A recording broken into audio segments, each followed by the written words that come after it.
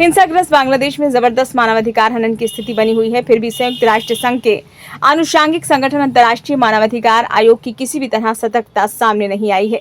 देश की कट्टरपंथी संगठन जमात इस्लामी और हिफाजत इस्लाम के समर्थक छात्र संगठनों ने पहले प्रधानमंत्री को देश से भगाया, फिर उनकी मंत्रिपरिषद के सदस्यों और उनकी राजनीतिक पार्टी आवामी लीग के चुने हुए प्रतिनिधियों को गिरफ्तार किया और अब अल्पसंख्यक समुदाय यानी हिंदू, बौद्ध व ईसाई धर्म से संबंधित 49 अध्यापकों से त्यागपत्र मांग लिया गया है ताकि उनके स्थान पर जमात इस्लामी व हिफाजत इस्लाम के कार्यकर्ताओं की भर्ती की जा सके। दरअसल बांग्लादेश में इन दिनों जो भी हिंसा और अराजकता का माहौल है, उसके लिए पूरा वित्त पोषण और लॉजिस्टिक सपोर्ट पाक खुफिया एजेंसी आईएसआई कर रही है। इसको ख्यात खुफिया एजेंसी के काम करने का तरीका ही यही है कि पहले क्षेत्र को सांप्रदायिक करो, फिर अपने मिशन को लागू करो। बांग्लादेश के पाकिस्तान से अलग होकर कट्टर प्रथा को न अपनाने की बात आईएसआई के लिए शर्मिंदगी की बात थी, इसलिए उसने इस्लामिक संगठनों को रकम देकर सबसे पहले देश में सांप्रदायिकता की आग लगाई। और एक लोकतांत्रिक देश में यदि इस तरह की विघटनकारी प्रवृत्ति पैदा हो जाती है तो उसके पतन के लिए वह प्रवृत्ति पर्याप्त है।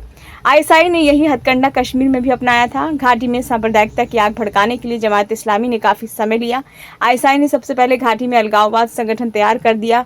ऑल पार्टी हुर्रियत कॉन्फ्रेंस का गठन हुआ ही इसलिए कि वो राज्य में कट्टरपंथी ताकतों का निर्माण और सक्रिय करेगी जो कश्मीर बनेगा पाकिस्तान मिशन को पूरा करेगा। अलगाववादी ताकतों ने राज्य की सत्ताधारी पार्टी से समझौता किया कि वो शिक्षक भर्ती में अलगाववादी संगठन की सिफारिश मानेंगे और वे इसके बदले में उन्हें चुनाव जीतने में मदद करेंगे। इस समझौते के तहत राज्य सरकारें समूची शिक्षा व्यवस्था का जमायत इस्लामीकरण कर दिया। बुरहान वानी के पिता अभी कुछ दिन पहले ही सेवानिवृत्त हुए हैं। आसानी से कल्पना की जा सकती है कि उन्होंने शिक्षा के नाम पर छात्रों के मस्तिष्क को विषाक्त किया होगा। बहरहाल आईएसआई के लिए जमीन तभी उपजाऊ होती है जब वो सांप्रदायिक हिंसा से सींची गई हो। इसीलिए आईएसआई के गुर्गे जमात इस्लामी और हिफाजत इस्लाम अपने कैंटरों को स्कूलों में भर्ती कराना चाहते हैं ताकि वो अपने एजेंडे के मुताबिक बांग्लादेश जनमानस में इस्लामिक सोच को भर सकें। आईएसआई जैसा खतरनाक संगठन ने अफगानिस्तान जैसे शांति प्रदेश को अशांत करके कठमुल्ले तालिबानियों के साथ सौंपने हेतु कई वर्षों तक कोशिश की और कामयाबी भी हासिल की। आईएसआई ये बात अच्छी तरह जानती है कि यदि बांग्लादेश को बांग्लास्तान बनाना है तो उसे सबसे पहले शिशु और किशोर छात्रों के मस्तिष्क में खुराफात भरी जाए।